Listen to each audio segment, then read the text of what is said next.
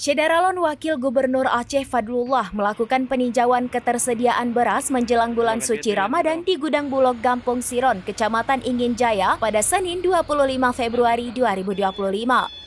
Dalam peninjauan tersebut, Fadlullah didampingi Kepala Kantor Wilayah Perum Bulog Aceh Ihsan, PLT Sekda Aceh Besar Bahrul Jamil, dan sejumlah pejabat SKPA lainnya.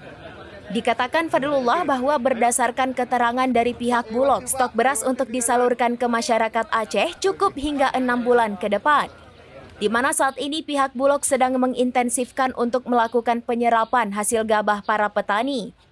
Dia mengatakan saat ini stok beras yang berada di gudang Bulog kebanyakan berasal dari beras lokal hasil gabah petani di Aceh Besar dan sekitarnya.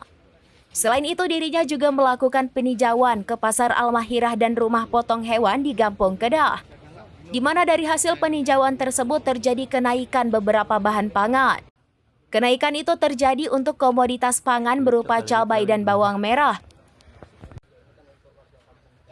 Pertama sekali kami tadi pagi coba turun ke pasar-pasar untuk memastikan harga tembakau mulai dari bawang merah, cabai rawit, cabai merah, dan kemudian juga sampai ke pemotongan hewan dan ke tempat penjualan hewan, sapi, kita untuk memastikan kesediaan hewan untuk di hari megang minggu depan ini.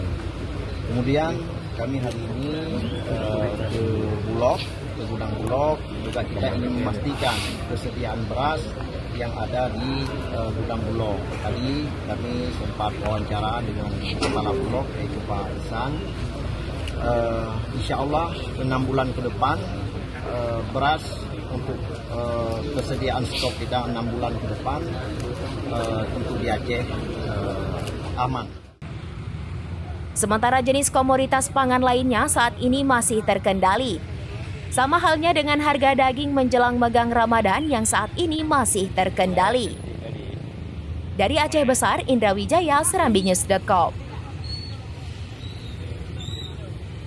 Download Tribun X sekarang, menghadirkan lokal menjadi Indonesia.